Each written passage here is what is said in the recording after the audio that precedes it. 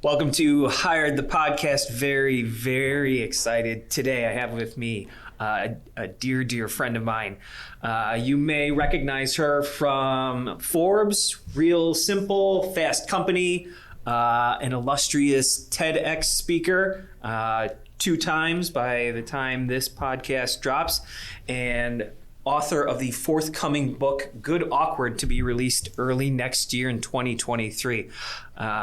Please welcome Henna Pryor. Henna, thanks so much for being here today. Really appreciate it.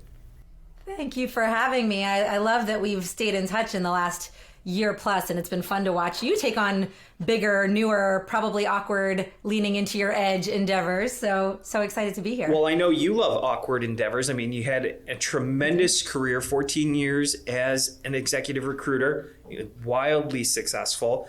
And then you made the decision to pivot and no longer a recruiter. Now your focus is on helping recruiters and helping companies and helping job seekers. Talk to me about that awkward transition and what brought you here today. Yes. Oh, that is a perfect way to describe it. It was an awkward transition. And, here's the thing. Anything worth doing is, right? Anything worth doing is always going to feel awkward, uncomfortable, slightly imperfect, slightly inelegant. So as you said, I spent 14 years in the staffing industry. I was with Kforce, which is, a large $2 billion publicly traded company. And I was fortunate to find that relatively early in my career. I actually graduated with a degree in finance, worked for Ernst & Young for a couple of years in Philly. Anyone who knows me will probably agree that I do not have the personality to be an auditor. So that was not super long-lived. That was a few years. But a former manager at EY had said, hey, I work over at Kforce. I do recruiting for finance and accounting. Why don't you consider this? And, every part of me said, I'm a CPA. My immigrant parents are so proud of this global accounting firm that I work for. How could I? And at the time, the market was so good that it was sort of, why not try it, right? Why not try it, see how you like it? Long story short, that was 14 years of one of the best careers I could have expected to, who knew? I don't think any of us who get into staffing expect it to be what it is at all. I mean, I'm curious, was that your experience when you entered the industry too? No, I mean, nobody, no? Not only that, but nobody gets into staffing ever plans on getting into staffing. You have a degree in finance, Sure. Did a couple of years in that. I have a degree in broadcast journalism and did that for a while and thought that was going to be my dream job. And then lo and behold, it wasn't. It didn't turn out that way. And so, I mean, I grew up around staffing. My father's been in it my entire life. And even getting into it, it wasn't exactly what I thought it was going to be. Even after, at that point, being around it for almost 30 years. So it was nothing like I thought it was going to be.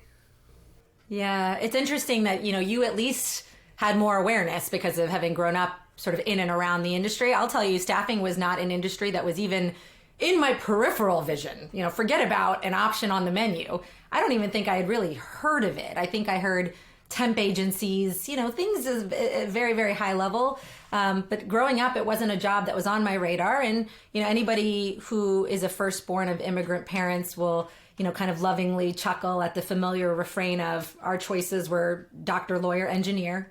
That's what we were sort of pushed towards. And so I ended up with finance. My parents were very supportive of that choice.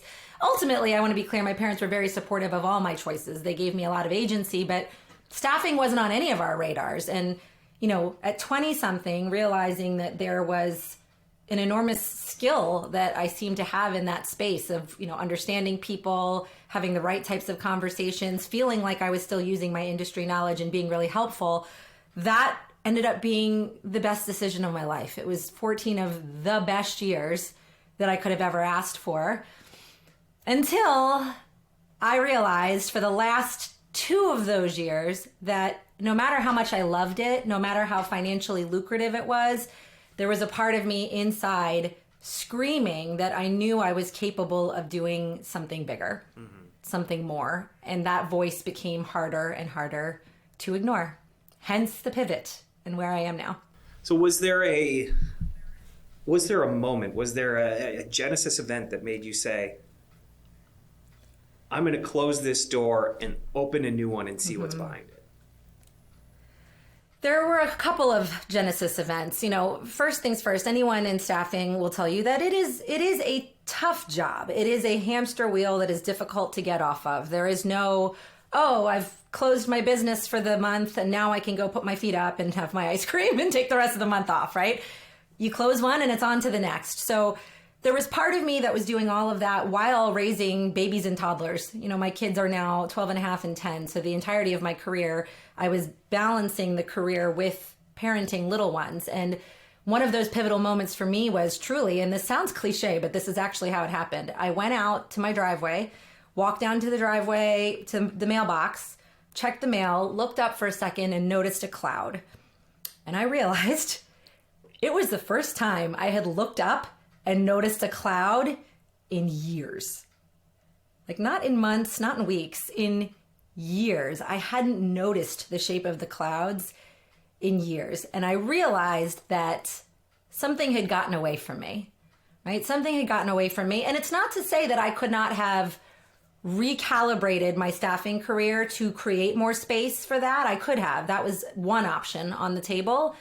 But I think that moment also helped me realize that part of the reason I hadn't done that is because I was running away from this other bigger calling that was starting to nag at me. It was easy to stay busy and distracted with what I knew I was good at and was going to receive accolades for and be successful at versus answer this uncomfortable new calling that was telling me to try something new and different. But once I felt that, I couldn't unfeel that. I knew I had to do something differently. So what do you say to people out there right now who are in a comfortable position? They're in a job that they're successful at. They're in a job they're doing well at. They have financial responsibilities and obligations, but they feel that nagging at them, that something tugging in them. How does one... it's no matter what, it's going to be a risk anytime you make a change like that. Sure. But how do they best prepare themselves for that risk to follow their passion and still be able to live their responsibilities? Yeah, it's a great question. Comfort zones are intoxicating.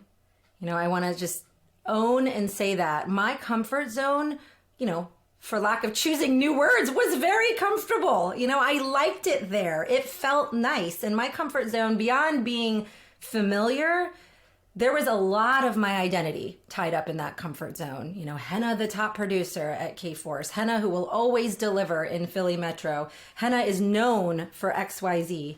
And so when we think about taking these risks, I think the first thing to know is just that we tie a lot of our inherent identity up with what we do, right? And so the first step for me was recognizing, okay, for a long time, Henna, you've gotten these two things very fused, who you are and what you do. What might it look like to start giving airtime or journaling or talking to a friend or whatever it is about who are you without work? Right. So I first had to have those conversations, which were not terribly easy because the two things were so entangled. But the second thing I'll say from a tactical standpoint is, I didn't just go backwards off the cliff and say, let's try something new. Right. Let's see. Let's take the risk. No human, innately, unless you are a thrill seeker of that nature, most of us don't feel good doing that. And so I mentioned that it was the last 2 years that I started to feel something pulling. And over those 2 years, I started scanning. I started thinking, what are the things that I like to do? I started hiring coaches. What am I good at? And in that process, I started to enroll myself in an executive coaching certification. I was still at Kforce when I did that. I started to explore what are some other avenues that might be tangential to this where I could use my skill set. Start exploring while you're still comfortable. No one's saying to leap without a parachute, but start the exploration while you're still comfortable and do it slowly over time. I think it's such an interesting topic, especially right now. With the state of the world of work. Most people have heard the statistics. There's 2 open jobs for everybody looking for a job right now. And so now is probably, if somebody is considering a pivot, now is about as good of time as you could possibly imagine to do that. What's your advice for somebody who wants to pivot out of what they have been historically doing into something different, into something new, whether that's going to work in a new industry, a new type of role, or starting a new business, being an entrepreneur? Yeah, I think the word you chose is extremely important in this context. I think people, when they get freaked out about making a career change, they think of it as this 180 career change, even if it's in the same industry, even if it's in the same line of business. Human beings, our reptilian brains, we catastrophize. This is going to be really different than what I know. This is going to be so far outside of my comfort zone. So the word you chose, and my word of choice also, is pivot. A pivot is not a 180 flip. It's not taking everything you've learned and all the skills you've gained and tossing them out the car window and starting anew. A pivot means kind of making a 90-degree turn, right? So if you visualize someone who's standing on their heel, your heel never leaves the ground. It's still touching the ground, but you're pivoting, you're changing direction. And the way you do that is through intentional exploration, whether that's with a coach, whether that's, with a career counselor, whether that's with just some guided books and things. There's lots of different investment price points of ways to do this, but you take the time and figure out, what are my strengths? What are my transferable skills? And then also, and this is the hard part, out of all the things I've done in my career, what truly brings me joy? And the way I back into the what truly brings me joy question, because sometimes it's hard to quantify, somebody framed it to me this way, and I think this is perfect. It's, when do you lose track of time? When do you not watch the clock at all, right? Those moments are your zone of genius moments. Your zone of genius moments are when you're doing work that truly brings you joy at the intersection of what you're good at, right? So right now, I love giving podcasts. I didn't realize 19 minutes has gone by since you and I started talking, because this feels fun. This feels effortless. This is stuff that's in my zone of genius. What are those moments where you lose track of time, that you're not counting down the minutes? Use those as a starting point and start to build your inventory of strengths, transferable skills, things that bring you joy. And that'll be a good starting place to figure out what are the options that can build on all of those things that might be worth looking at next. Zone of genius. I love that term. And it's a fantastic way to think about it. It's that conscious mindfulness of when I am unconsciously enjoying work. Yes. It's so difficult to do. So somebody has identified their zone of genius. They've started to talk to coaches, consultants. They've gotten some outside advice about where to make this pivot to. It's still difficult because so many hiring authorities still have the mindset of, we are looking to hire somebody to do this job. They need to have had experience doing this exact job for at least 5 years before we would even consider them. How does somebody break through that barrier to push towards where they want to pivot to? So I think we're gonna peel back the layers on this a little bit. The hiring managers are, and this probably isn't going to come across as very sexy sounding, they are right to want what they want. Okay, it doesn't mean that it's the right move, but they are justified in wanting what they want. And the reason that they want what they want is fear of making the wrong choice. Right? First, just understanding that they are afraid they're going to make the wrong choice. They are afraid to create more work for themselves. They are afraid that they're going to have to train so much more than they feel they have time to train if they don't put this laundry list of characteristics on the spec, right? So just understanding that they're not trying to be annoying with the, hey, you have to have 10 out of 10. They just want to make sure that their life is not made more difficult by the selection that they make. They might have a family. They might have kids. They're already stretched thin, right? So that's a lot of where this is coming from. The one thing that I find fascinating that has really been helpful for people to understand is that if we can break through that initial list, right? Let's say that we can have a recruiter, for example, help us at least get that initial 5-10 minute conversation with someone. Even if you don't have 10 out of 10 on the wish list, even if you don't have 8 out of 10 on the wish list, what most hiring managers truly look for is not necessarily just the history of what the person has done, but the potential that they can bring. So when you look at that list, what have you done that is at least super similar or tangential or would mean to that manager that your ramp up on the couple of things that aren't on that list would be smooth and easy? That's what they're wondering. Is this going to be a big learning curve and a whole bunch of training that I don't have time for if they don't have number 2 and 4 on the list? And if you can reassure them of that in whatever way that you can, you're more likely to be able to break through that noise a little bit.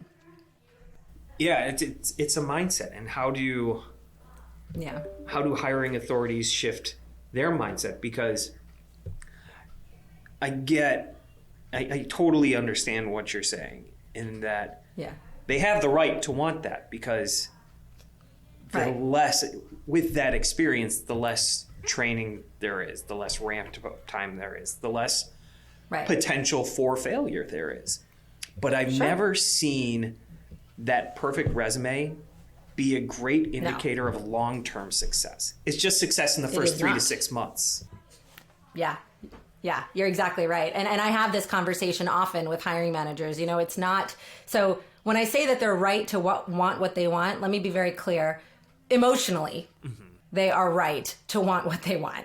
Now, logically and figuratively, it is not a sustainable way of hiring. And you are going to constantly miss really talented individuals with high potential if you fixate on your list of criteria and are not willing to budge from it. And so often with hiring managers, you know, if they are in that rhythm of having very rigid descriptions that they don't, you know, create space to wiggle on, what I tend to ask is, okay, when you say you have to have XYZ software, non-negotiable, have to have it, let's just peel back the layers for a second. What does that represent to you? You know, what does that represent to you? And make them answer that question. And for some, it's that represents not having to train because that would be too much of a learning curve that I don't have time for. Sometimes that represents, you know, the rest of my team is light in that skill set. So this is why it's important. But we sometimes don't really have that full understanding about why, right? What does this represent to that hiring manager? And part of our intake as staffing firms can be, how do we get to the bottom of that? So what are the questions that leaders and hiring authorities can ask to uncover what they're not going to be able to train, how to dig beyond and find the people that really have that potential for long-term sustained success above and beyond? Yeah, I mean, my favorite questions always involve some version of asking a question that helps expose a candidate's learning mindset or growth mindset, right? Can you tell me about a time where in a new position or a new opportunity that you were approached, you know, or had to use a software or a system that you had never seen before? What did that look like as you got, you know, accustomed to the system? Can you tell me about a time where you were working globally with a team that you had never met, that maybe there were language barriers? What did that look like? If you've never worked with a team globally and had that exact issue, can you tell me about a team where a time where you worked with someone different out of department and maybe ran into similar issues? The goal is not to say questions that, or not to ask questions that essentially get at, have you done this before? The goal is to ask questions in such a way that what you can actually glean from it is this something you can do? And have you done something in the past that would lend itself to explaining that this is something that you can do? And that way you don't screen out really talented people that could jump in and figure that out in 2 seconds. You just have to give them the chance. Have you noticed a shift in the world of hiring where more people, more companies are adopting this mindset and being more open to more diverse experiences, as opposed to the old industrial revolution mindset of, we need this experience in order to be qualified to be considered for the job? Yeah. So my answer to you is a big yes and a big no. There's not a whole lot of in between. So the big yes is absolutely. I have seen forward-thinking clients say, we are in a candidate shortage. To your earlier point, there are more jobs than there are candidates. in order to attract the best talent we can, we have to be a little bit more flexible in our thinking. We have to widen the aperture a little bit. And there are companies that are doing that extremely well and are not having the difficulties hiring that other companies are. On the other side of that equation, my big no is, there are whispers of the big R coming up. There are people who are starting to get nervous again.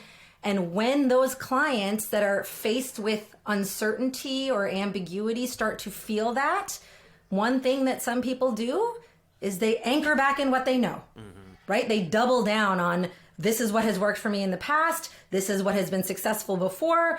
I can't make any other changes now. Not when other things are threatening to change. I can't add more change to my plate. So you pretty much see one of two approaches. There's not many that are hanging out in that middle ground. It's either we're really going to widen the aperture and be more flexible about the way you think about this, or we're not budging at all. But there's not a whole lot of in between. Yeah. What do you see for the future of the world of work? When you look in your crystal ball, what does the next 6 to 12 months look like for job seekers and hiring authorities? I love that question. I think there's a couple things that to me feel really pertinent right now in the world of work. One is the way we communicate with each other. I am, this because I've worked with you on this and your team before, but I am hell-bent on people understanding the way we need to communicate digitally now. Especially with the, 50+% of the population now being millennial Gen Z in the workforce, we are looking for warmth and we are looking for care, not just in a face-to-face meeting. We are looking for it in other ways. So if hiring managers are trying to attract the best talent and are, writing messages or leaving texts that come across as very robotic and clinical and stale, these are things that will absolutely make it so that they are not attracting the best talent. Are they making efforts to create a voice that extends beyond a live interview? If they haven't, I think there's a big missed opportunity. That's number one. Should I pause for a second before I keep going? No, you're good. Yeah. Okay. Number two, and I think this is just a function of the time that we live in, is I think we're still in this uncertainty around the best way to work. I think there's some industries that really need to be office first cultures. That's the nature of the business. That's the nature of the industry. I think there are others where remote first is wonderful. I think there are others where it's a blend. But I think in the next wave, in the next 6 to 12 months, I think we're going to start to see really clearly what's working and what's not in any of those contexts. How do we continue to prioritize culture? How do we continue to prioritize loyalty? I think the quiet quitting, great resignation, all of this has just put awareness on what it takes to make someone feel inspired and engaged by the work that they're doing. And I think leaders now are going to have a new renewed focus on not just are they, meeting expectations, but also what is the role that we play in making sure that they are looking at this as a career and not just a job. What is the role that we play in making sure they have that feeling when they come to work every day? And I think that priority will continue to be paramount in the coming months. Yeah. I really hate the term quiet quitting. I think it's a flashy headline. I think some copywriter came up with that alliteration and said, "Oh yeah, this one's going places. This has some staying power," because I don't think it's quiet quitting. At least not in my experience. I think it's an understanding and a realization that people aren't going to kill themselves for work that they're not going to be recognized or rewarded for. And companies had that expectation too long that going significantly above and beyond was expected, was the norm, and to not be rewarded and not be compensated for it. And employees realize they have the power, especially now. They have the power. I'm going to do the job that I am asked to do, that I am compensated for, and that I am recognized for, but I'm not going to kill myself to go above and beyond on the vague promise that someday I might be recognized, I might be promoted, I might get more money for this. Yeah, I think that's exactly right. And I won't rehash what was shared in a different podcast because I think people can go listen to it. But there was a beautiful podcast that Brene Brown had a conversation with Adam Grant and Simon Sinek. And I think what stood out to me in their conversation was quiet quitting is also a really umbrella term. You know, it's everybody is quiet quitting. Well, really, there's a few different ways it can look. One is people finally setting the boundaries that they so desperately needed, right? And I think you kind of just started to allude to that, which is going above and beyond for what, right? Mm-hmm. So it's setting those boundaries. But the other form of, whether we call it quiet quitting or something else, is just disengagement. People not finding meaning in the work that they're doing. I think that first one, boundary setting in a way that feels healthy, sustainable, that's great. I think the world could use more ways of people being able to work hard and smart through setting effective boundaries that make sense for the whole company, for the culture. I'm here for that. Mm-hmm. Disengagement, if somebody feels no passion, no meaning, no oomph in the work that they're doing, that's a much bigger problem. And that's something that leaders need to address in a very different way. Yeah, and that's somebody that shouldn't quiet quit. They should just quit. They should just quit. They should just leave. Yeah. So how do leaders do that? And with millennials and Gen Z making up so much of the workforce, this is a generation that I love. These generations. I think there's so much energy and there's so much passion. If that passion is there, how can leaders? Part of me wants to say convey, but you can't convey it if you don't have it yourself. But how do leaders, let's assume they have the passion for argument's sake. You are such an expert on communication. How do they communicate that passion to the people who have chosen to work for their organization? Yeah, I love that question. I think what's underneath of it, at least what I'm hearing from you that's underneath of it, really is also driven by perceived generational differences, right? There's been a lot of conversation right now around the generation gap and how do we solve for these differences in the generation gap. Ultimately, what we forget is that we all generally want the same things, right? We all want to do work that feels meaningful to us. We all want to make a contribution that somehow makes the company better. You know, most of us don't join professional companies because we want to be slackers who, you know, don't want to do meaningful work. I think that's an unfair assumption on anybody's part, no matter what age they are. But I think what is important is understanding what's behind some of the goals. So, you know, Gen Z and millennials are often unfairly painted as lazy. They don't want to put in the work, right? You know, question number one as a leader is any part of me, even a tiny little sliver, does any part of me believe that? Right? Does any part of me believe that? And if even the smallest corner of your brain believes that, then we've got to do that mindset work first, because you're already giving this person an unfair advantage or disadvantage. You know, they're not starting from a place of benefit of the doubt here if we're already even a sliver assuming that about an entire swath of people. So that's number one. And then number two is just understanding, and as a leader, you know, doing a little bit of the research on what motivates people. What motivated baby boomers was very different. Baby boomers, because they saw their parents in the Great Depression.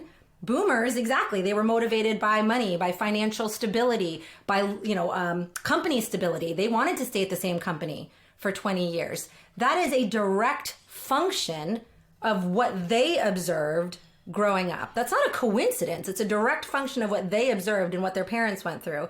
Understand now that millennials and Gen Z did not grow up watching their parents financially insecure in the way that those people did. So they are motivated by something very different. They want things like meaning in their work. They want to know that there is mission, there is purpose. And so I think first it's just untangling, and as leaders doing the work to recognize people are motivated by different things. Take the time to figure out what the people in your organization are motivated by. Don't assume that you know because they were born in XYZ year. It may be right, it may not be. May be right, it may not be. It's interesting to look at the generations and see the hierarchy of needs.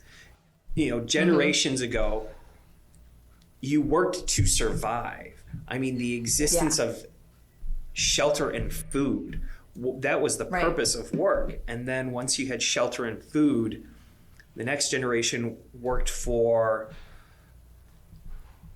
sustainability. Then the next generation is working for comfort. And now we're at the point where most of, not all, because you said I hate to make generalizations, but we're not working for sheer existence. We're not necessarily working for monetary comfort. The generations are working for intrinsic value. And so I think it used to be that you could motivate a lot of workers with just money. Yeah. Look at the boomers, look at 80s, early 90s. And now I don't see, again, there are plenty of people that are motivated by money. Don't get me wrong, but most of them are not solely. Yeah, I mean, you're right.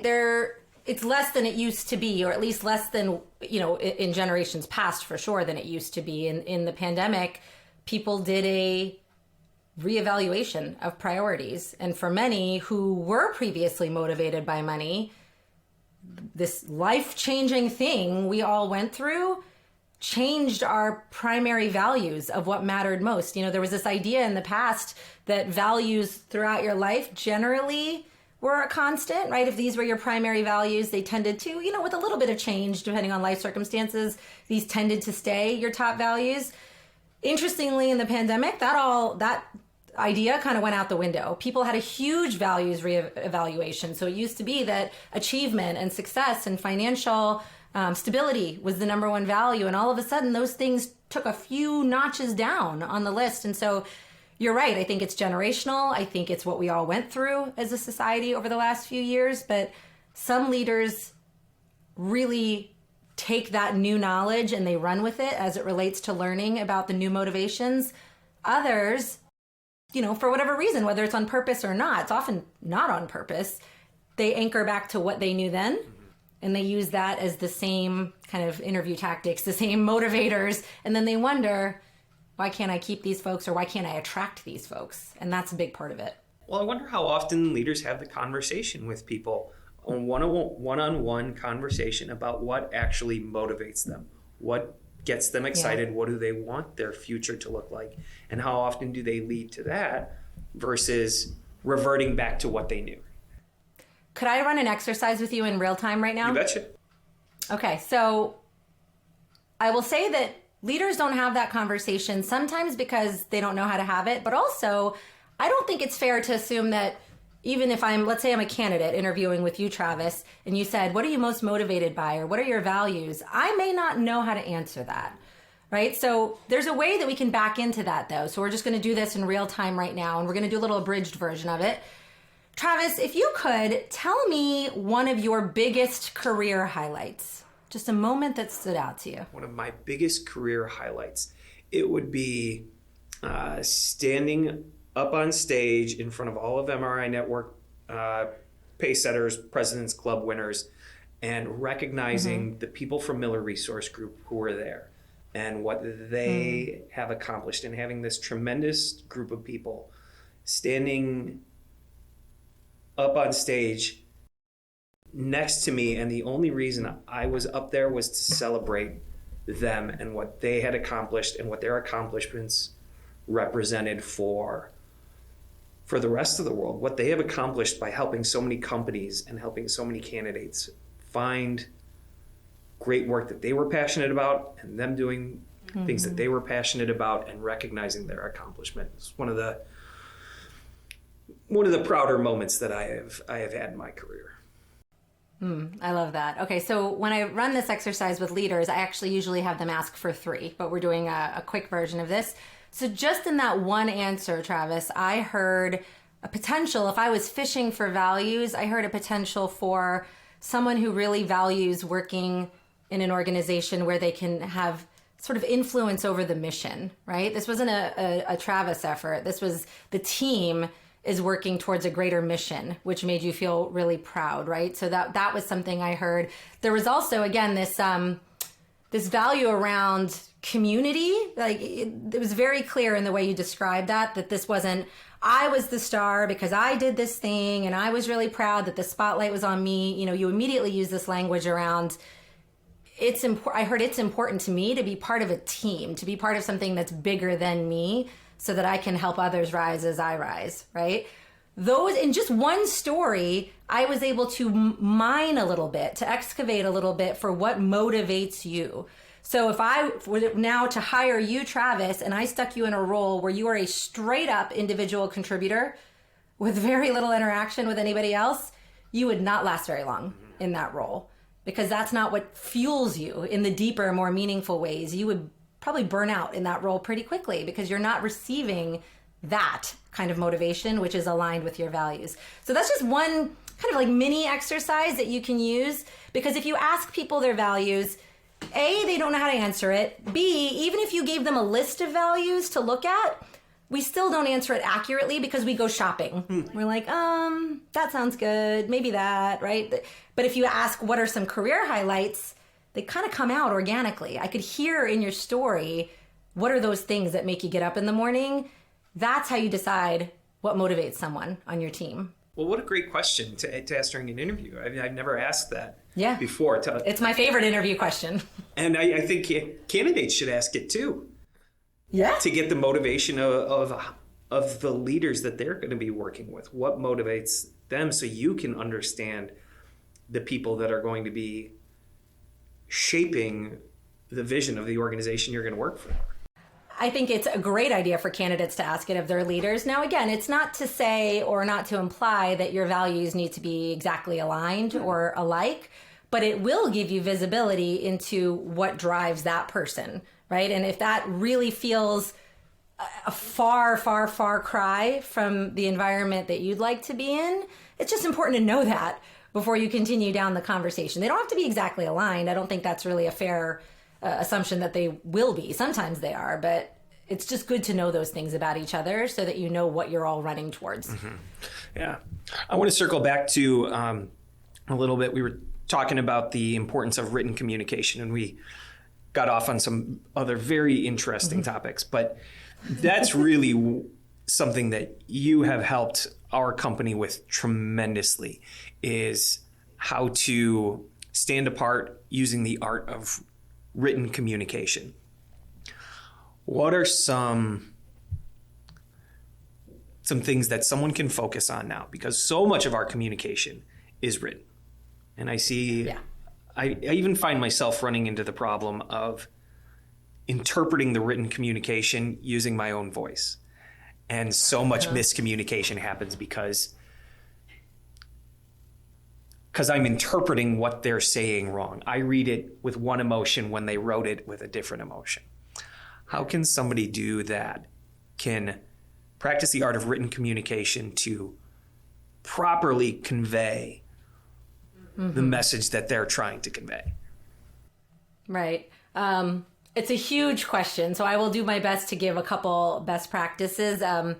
As Travis mentioned, I have a full training on this, so shameless plug. If you're in the staffing or sales industry, reach out. I can teach your team how to do this, but here are the couple of things that I think are most important right now. First, just the fundamental understanding that written communication now, I like the phrase, rather than thinking of it as copywriting, sales copywriting, people get hung up on that. They're like, okay, the written word, it needs to be this type of written email. First thing is just think of it as copy talking, right? The way we use writing is not the way we used it 10 years ago. People are now using it in a way that is very everyday. We text our friends just everything that's on our mind. And, when I talk about the power of writing, I always use the voicemail example. I don't even listen to my voicemail until I read on my iPhone visual voicemail, who is this? What are they saying? Right? And it's translating it into writing so that we can quickly skim and scan before we even decide if we want to engage. So the words we choose are just more important than they've ever been before. So first thing is just understanding that the way we use it is different now. We need to think of it more like copy talking and not the typical super formal stuff of years past. And then a couple quick fixes people can make, some greatest hits is emphasize subject lines. Please get much more inventive and put more effort into your subject lines for emails and LinkedIn than you currently are. You might have the best candidate in the world. You might have the best job in the world. You might have the best informational email in the world. It doesn't matter if people instantly hit delete. It just doesn't matter. And so in this marketplace of noisy distraction, overload, the priority needs to be standing out. We need to be different instead of being generic. We need to be inventive instead of being the status quo. And most people struggle with that, especially if they're non-creatives or if they've declared themselves non-creatives. But frankly, in this world of robots and automation, as a human, you need to enable the creative part of your brain, or you are at a competitive disadvantage. And even the most non-creative people, self-declared, they have it in them. They have it in them. I see it every day. The people who say they can't do this and then they do this. So that's number one. Number two is just, clarity of message. I think sometimes we get so hung up on information and facts that we forget we are copy talking now. And the goal is to make an emotional connection in our messages. That is our primary goal, is to engage someone at the emotional level so they feel compelled to engage, and compelled to respond. Informational emails are total delete folder now. That's it. If it's only informational, we don't care. We don't have time. We're on to the next, which brings me to the last. If I were to give greatest hits, my last point would be just the recognition that attention is a currency. Attention in 2022 and beyond is a currency. We don't have it. We don't have very much of it. And so priority number one is, subject lines are one way to do it. But then once we begin our communication, whether it's email, text, LinkedIn, or elsewhere, what are we doing in those first few sentences, first few lines to engage and keep that attention? Because if you haven't done that, again, doesn't matter what comes after it. The rest of it's gone by the wayside. So those would be my couple of quick fixes. So people shouldn't reach out to just circle back and touch base anymore? No, or new opportunity, or just check in, or just follow up. Yes, scrap all of that, please. Yeah. One trick that I believe you taught me in your training, and not a shameless plug, a very well-deserved plug. If you are looking for help in any areas of professional communication, recruiting, or sales, Henna's your person. But it was, thank you. Read what you wrote out loud. And hear yourself say it. And if it's not something you would actually say out loud, scrap it. Change it to something, change it to how you would talk. Too often we still get hung up on writing essays like it's an 8th grade final project. And we don't need to do that anymore, I don't think. Yeah. I'm so glad that stuck with you. Exactly. And often when people read what they wrote out loud, they're almost shocked at how clunky it is when it comes out of their mouth. Now, one thing that I don't think we did with your team, but is an interesting sort of second way to approach this, some people who really struggle with their writing, we now suggest doing almost the opposite of that, which is using your voice notes on your phone or Otter.ai, some of these voice transcription softwares. Dictate the message you want to send into a voice transcription software, copy paste that, and then, make your little fixes, make your little edits. But it's one way that you can reverse engineer the process to make sure that your messaging sounds more like you talk because you spoke it first. So you can do it that way as well. What a great tip. Probably a good note to end on, unless there's anything else that you think people could really benefit from hearing you say. The only other thing I'd wrap with is no good things happen easily in this market. And so just expecting the awkward, embracing the awkward. If you're teaching your team how to be better with their messaging, it will be clunky at first. If you are trying to refine the way you've always interviewed and hired, it's going to feel stumbly and imperfect and inelegant at first. And I think we could all stand so much as people who are trying to achieve big things to just accept that as part of the current process. Nothing is the same. Nothing is the same as it was a few years ago. And if we keep putting one foot in front of the other, hoping it will be, we're just setting ourselves up for disappointment. So embrace the awkward, go fully into your clumsy, imperfect, bold attempts at something. You can always circle back and try it again, but try something new. Henna, thank you so much for joining me today. Really appreciate it. What a great conversation. Keep your eyes open for Henna's TEDx talk, which should be releasing any day now. If it's not already out by the time this podcast is out, look for her book, Good Awkward, coming in 2023. I want to plug another podcast that I heard you on Work and Revolution with Debbie Goodman. We didn't talk about it at all today, but salary negotiation and particularly closing the wage gap, what an incredibly important topic. And I thought that podcast was incredible. I highly encourage everyone to seek that out as well. And thanks so much for being with us here today on Hired the Podcast. Please, got to close with it. Make sure to like and subscribe, I suppose.